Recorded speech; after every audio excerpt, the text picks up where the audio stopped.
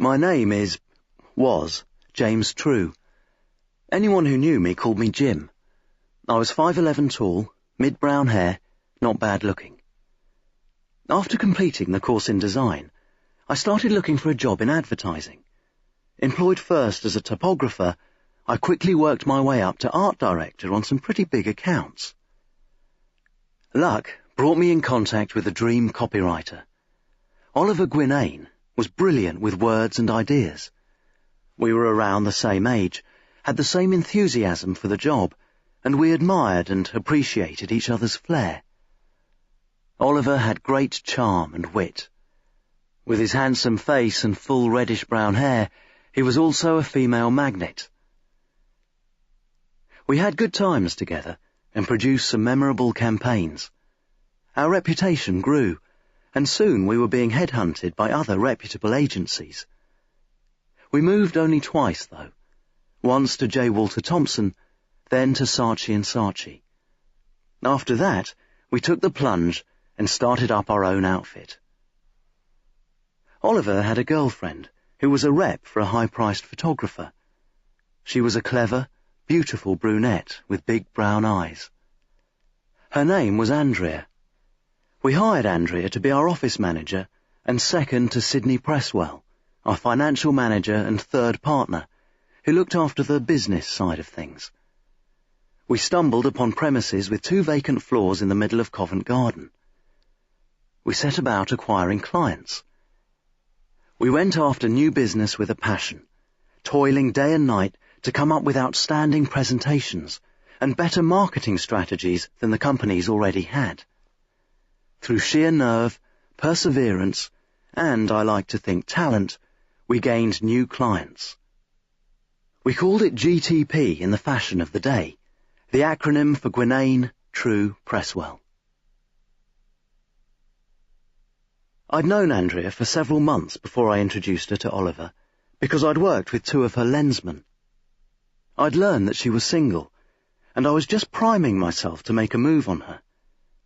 It wouldn't usually have taken me so long, but I'd already half fallen in love with her, and I was terrified of rejection. Of course, Oliver's charm antenna was on full alert the moment he spotted her in the corridor of our old agency. He asked me who she was, and stupidly, I hauled her into our office to make introductions. I groaned inwardly as soon as I saw his eyes light up. Soon, she'd moved in with him. I hadn't quite given up hope, because there still seemed to be something going on whenever she and I made eye contact. Ollie and Andrea. They made a hot couple. I couldn't begrudge him, even though secretly I continued to pine for her. Our team expanded as the client list grew, and all seemed well. But maybe we worked and played a little too hard, because eventually the cracks began to appear. And most of the problems were to do with Oliver. After a while, he seemed to be running on empty, becoming irritable with staff members, going to the edge with clients. Oliver's jittery mood soon swung back and forth like a personality pendulum, and I began to suspect it was more than just overwork and booze that was the problem.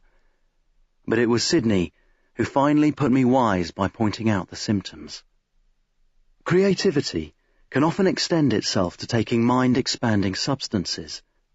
I've known good people who have succumbed to its lure, and now I was concerned that my best friend and business partner had become yet another victim.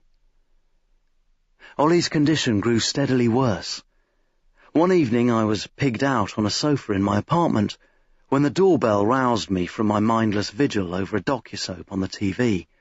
I grumbled my way to the door. Andrea was outside, her face wet with tears. She threw herself into my arms, blurting out her woes. Apparently, Oliver's coke habit had reached critical mass, one of the results being his physical abuse of Andrea, and she had left him and had no intention of ever going back. Just having her there in my own home, distressed and desperate, revived all those feelings towards her that I'd suppressed. We collapsed onto the sofa together, and she begged me to let her stay, if only for the night. She never went back to Oliver. We made love that very first evening. Oliver didn't show up at the office for 2 days, but when he did, he was perfectly calm and reasonable. He'd had space to think, he told us, and realized he was screwing up Andrea's life, not to mention his own. From now on, the drugs and the booze were out. Hard work and sobriety were in. Things were awkward between us for a few weeks, but Oliver made the effort. He came off the drugs, and the difference in him was quickly apparent. Everything got back to normal, and we became frantically busy. Within a year, Andrea was pregnant, left the agency, and we were married.